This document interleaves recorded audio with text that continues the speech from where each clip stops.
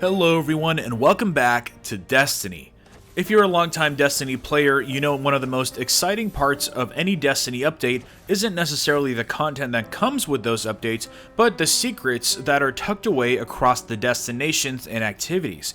I made a video on Destiny patch secrets last year, showcasing the 2.1 patch secrets, and not only did it go on to become my most viewed video ever, but it actually helped kickstart my channel in a huge way. So I think that goes to show that we're definitely hungry for Destiny secrets. So in the spirit of the holiday update patch, I thought it's only appropriate to make a video going over the secrets that Bungie has added in the 2.5 update. Now unfortunately this patch doesn't have anywhere near the amount of secrets that were in the 2.1 patch, but surprisingly there's actually a few things worth checking out. So without further ado, let's jump right in.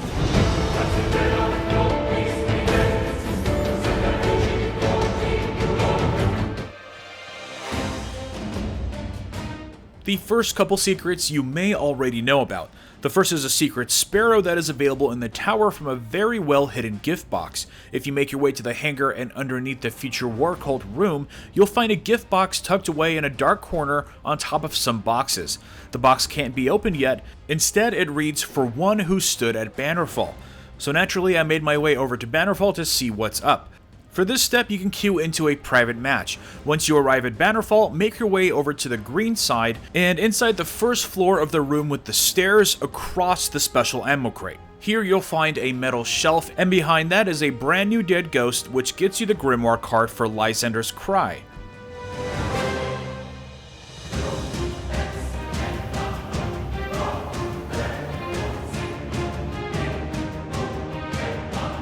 Upon returning to that box in the tower, it is now called Lysander's Gift, and opening it gets you a brand new Sparrow titled Lysander's Cry. Now this is definitely a very interesting addition because it explores the lore of the Bannerfall map, which is where an old faction called Concordat lost a fight against New Monarchy and was ejected from the city. The faction of Concordat featured a green fist, which is what you see on this Sparrow, and of course is what decorates the second half of the Bannerfall map. And the leader of that faction is Lysander, so this is definitely a very interesting peek into the lore of Destiny. The next thing are secret boosters placed on the new SRL tracks Hakon's Precipice and Shining Sands. And the interesting thing is that the boosters won't help you win the race. In fact, quite the contrary, they seem to curiously boost you off the entire map. The first is on Hakon's Precipice. From the starting line you can head straight and then right into the woods onto the right. Once you make your way down, you will notice a protruding rock which features an invisible boost that simply boosts you right off the map. Now, there doesn't seem to be any actual point to this, but the first thought is that it might shoot you to a secret spot where you can maybe find a new dead ghost, but I personally don't think it's very likely, and I think Bungie just threw it in just for fun. So you can head on out there if you're bored and enjoy the view as you're hurled into your death.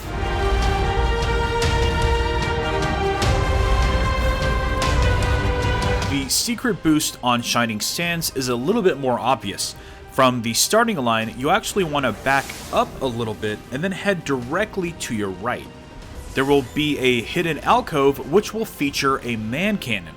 Unfortunately, you can't really control your direction too much, and again, you're hurled straight into your death. It's nice to know that Bungie still maintains their signature sense of humor. Next up, moving on to some actual secrets that are not yet accessible in the game, but are definitely part of Destiny's database. Last week, Dynamiting the new patch exposed many items that are listed as classified, and it's not just a few items, there are actually 84 items total. They all look similar aside from the number, and speaking of Bungie's sense of humor, they all end with, "All will be revealed in time, young Padawan." Bungie is clearly having a bit of fun as they most likely all but expect these patches to be data mined to hell nowadays. Classified items are items that Bungie has purposely not added to the game so they can remain a secret for long enough for people to discover them. Some examples of this were the Outbreak Prime and the Lysander's Cry Sparrow that we just talked about. Once these items are discovered by the community, they are then promptly added to the armory and declassified, which then gives us an icon for the item as well as its name and description. So the obvious question is, what are these items and why so many?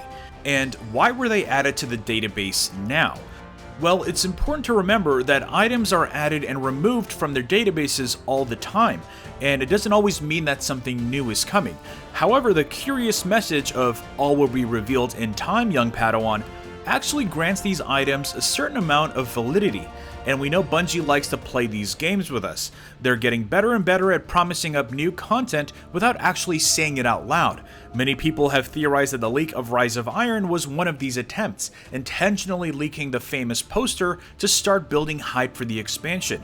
Could this be one of those attempts? And could this actually be serving as a foundation for the next viral ARG, building up hype till the next patch?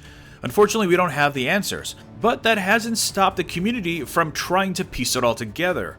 On the original Reddit post for the data mine, users theorized that the 84 items were in fact all of the items and gear from Vault of Glass, Crota's End, and Skolas's Revenge.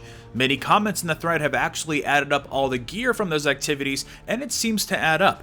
But I have some fundamental issues with this because it ignores many new things that were added since the Taken King, like multiple weapon sets, multiple armor sets, heroic and challenge mode emblems, consumables, and ornaments. If you add those items, 84 simply isn't enough. And I strongly believe that if any of the old Year 1 activities will return for Year 3, that they would be revamped, including new loot. I'm actually currently putting together a video going more deeply into how I think these 84 items are not from all 3 raids, but from just Vault of Glass. That video will go live this week, so be sure to subscribe to this channel and turn on notifications so you can know when it goes live. But for this video, I want to finish up with one specific classified item that wasn't necessarily added in 2.5, but it's still there as of the update, and that is the entry for the still mysterious exotic heavy rocket launcher, Dubious Volley. I've never really mentioned this weapon in the past because we simply didn't have enough information about whether or not it's still planned to be released, but I thought it was worth mentioning now since interest in this weapon seems to have risen greatly. The weapon was first data mined around the time of the Taken King. It's a very unusual looking weapon, which I think is what makes it so fascinating. Its element is arc, which would make it the first exotic arc rocket launcher, and we were lucky enough to mine the exotic perks, which sort of reinforce that this is not like any other rocket launcher. The intrinsic perk is Dubious Ordnance. The weapon delivers a high energy volley of explosive ordnance. By the description, it sounds like it shoots multiple mini rockets instead of just one shell, which makes sense if you look at the many muzzles at the tip of this launcher. Maybe it shoots out a dozen or so. The exotic perk is Dubious Munitions.